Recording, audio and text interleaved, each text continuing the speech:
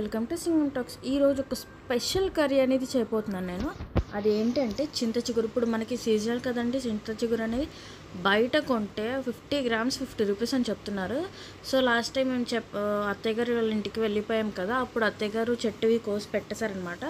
So చింత చిగురు తీసుకొని ఇలా నలుపుకోండి. కర్రీ వచ్చేసి చింత చిగురు రొయ్యల కూర అండి. సో ఎలా చేసుకోవాలనేది నేను చూపిస్తాను. ఫస్ట్ చింత చిగురు తీసుకొని అలా రెండు అరచేతుల మధ్యన వేసుకొని బాగా నలిపి వేసుకోండి. నెక్స్ట్ తర్వాత ఈ రొయ్యలు తీసుకున్నాం కదా, కొంచెం పెద్ద రొయ్యలు తీసుకున్నాను నేను, ఎండి రొయ్యలు పెద్దవి. అవి బాగా క్లీన్ చేసుకొని పక్కన పెట్టుకోవాలి. ఇంతలోపు మనం కర్రీకి కావాల్సినవి కోసేసుకుందాము. మనకి కావాల్సినవి ఆనియన్స్, పచ్చిమిర్చి. ఈ కూరలో మనకి ఆనియన్స్ అనేవి కొంచెం ఎక్కువ పడతాయండి. సో మీ క్వాంటిటీని బట్టి తీసుకోండి. సో నేనైతే 3 తీసుకున్నాను అండ్ 2 పచ్చిమిర్చి తీసుకున్నాను. అవి చిన్న చిన్న ముక్కలుగా కట్ చేసుకోండి. ఎంత చిన్నగా వస్తే అంత చిన్న ముక్కలుగా.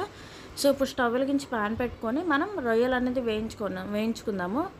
ఆయిల్ వేసి అయినా వేయించుకోవచ్చు, మీ ఇష్టం. నేనైతే చాలా ఫ్రై చేస్తున్నాను, ఆయిల్ లేకుండా ఫ్రై చేసేస్తున్నాను.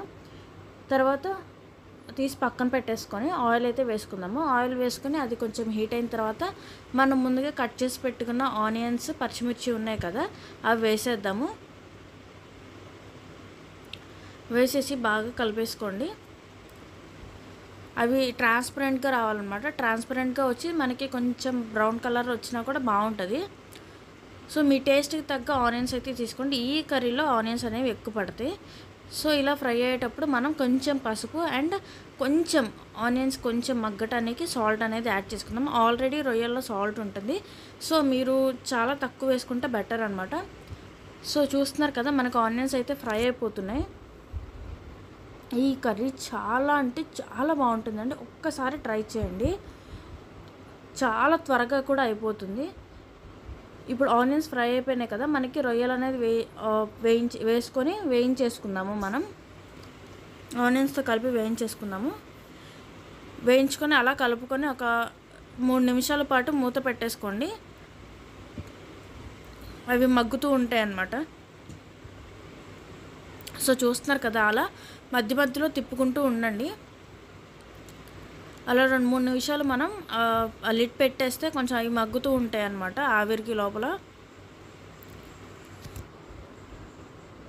సో చూస్తున్నారు కదా, ఈ కర్రీ చాలా బాగుంటుందండి. ఒక్కసారి ట్రై చేయండి.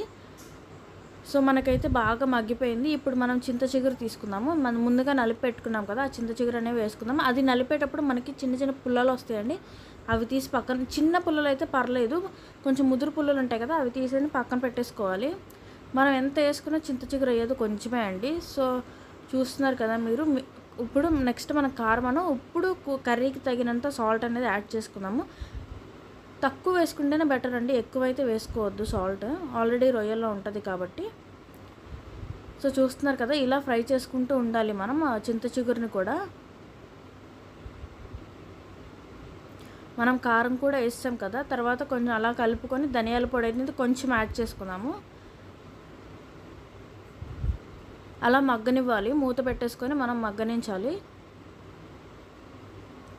సో చూస్తారు కదా, ఆయిల్ అయితే మనకి వచ్చేసింది పైకి. ఒక్కసారి ట్రై చేయండి, ఎలా ఉందో కమెంట్స్లో చెప్పండి. అంతే video. Thank you for watching. Bye. And మన ఛానల్ని సబ్స్క్రైబ్ చేసుకోండి.